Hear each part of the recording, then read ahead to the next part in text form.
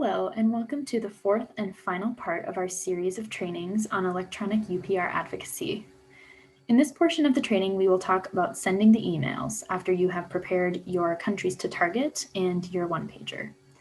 My name is Elizabeth Lacey, and I am the Program Associate for International Justice at the Advocates for Human Rights.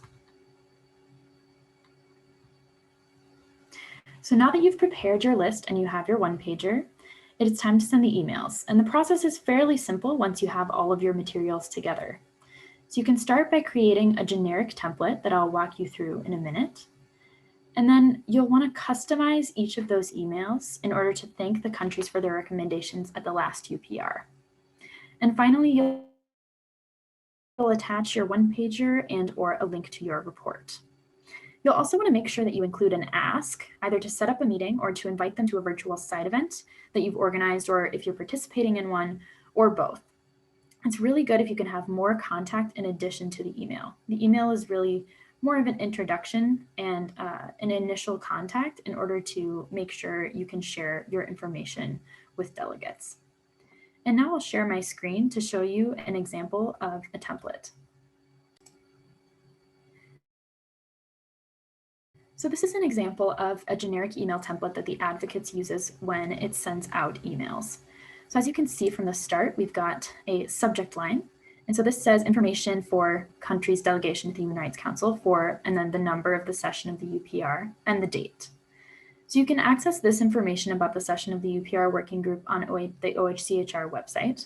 And this country here, that's going to be the name of the country that you're targeting, not your own country. And so you can basically just copy and paste that from the list that you've made.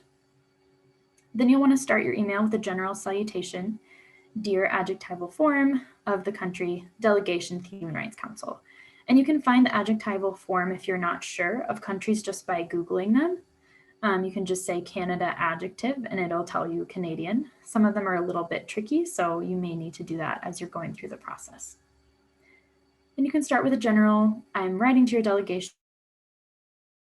You can change this if you'd like, but as you can see here, I'm writing to your delegation because of the leadership or the interest your country has shown. And so this is a place where you can customize based on that tier list that you made, your A and your B list.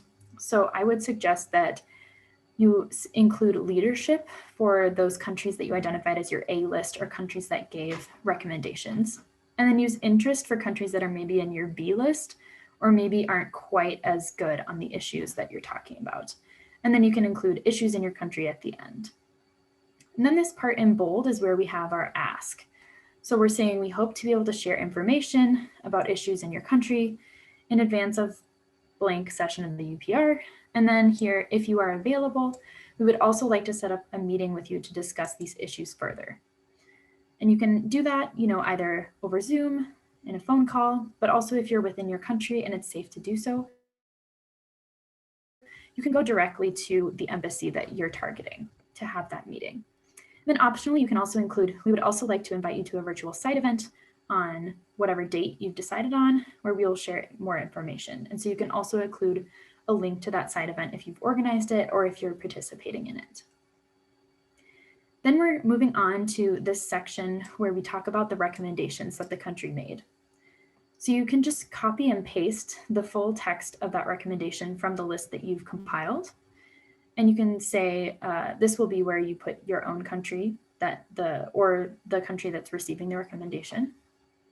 And then you can say we were happy or disappointed that the country accepted or noted your recommendation. And again, noted means that they did not accept or they rejected the recommendation. Now, if the country you're targeting for this particular email didn't make a recommendation, you can simply delete this section of the email. But you can still send an email with your ask and now with links to your report and to your one-pager. And so here, speaking of, we have a link to the report. Now this one is to a website, but you can always, of course, attach either a Word document or a PDF of the stakeholder report that you submitted. And then also I have attached a summary of the report that refers to the one-pager. And if you didn't submit a report, you can simply say, I've attached a summary of issues in your country and reference the attached one-pager. And then finally, we're going to end with a nice diplomatic closer. Thank you again for your work with the Human Rights Council, and we look forward to speaking with you, or something like that. Feel free to customize that as well, depending on whether you have contact with the person that you're talking to. Now I'll go back to our presentation to talk about where we're going to send these emails. So what email addresses are you going to use when you send these customized emails? So it's important that you broaden your reach as much as you can and send these to as many email addresses as you possibly can. So you have a few options. You can send them to general emails for the permanent missions to Geneva, and I'll show you just in a minute how to find those at www.ungeneva.org.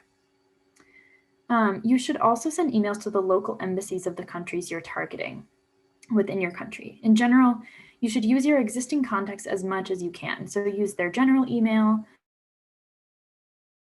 or call them up, or if it's safe to do so, go to the mission in person. It's a great way to build relationships and maybe a good resource for funding or other help in the future. And now I'll share my screen to show you a little bit about finding the general emails for the permanent missions. So as you can see, I've gone to www.ungeneva.org. This is the English version, but it also has translations in French and several other Spanish and several other languages. But I'm just going to show you how to find them because it's a little bit tricky. You see this menu across the top. You're going to go into About, and then you can click on Blue Book, not the permanent missions, but Blue Book. And then you'll want to scroll down, and we are looking for member states over here. Now, you might have one of the non-member states on your list. That would be either the state of Palestine or the Holy See. But generally, there are more member states than non-member states, so we'll start there. Then as you can see, we've got an alphabetical list of all of these countries. And so we'll click on Angola. And there we have the general email. And so that's, you can go through that list and find those pretty easily that way. And now I'll go back to our presentation to wrap up. Again, if you're having trouble finding a good list of email addresses, feel free to reach out to us for help for our list. So you can contact us at hrights@advrights.org or with any other questions about this series of trainings. But in general, that concludes our series of training on electronic UPR advocacy. Thank you for joining us.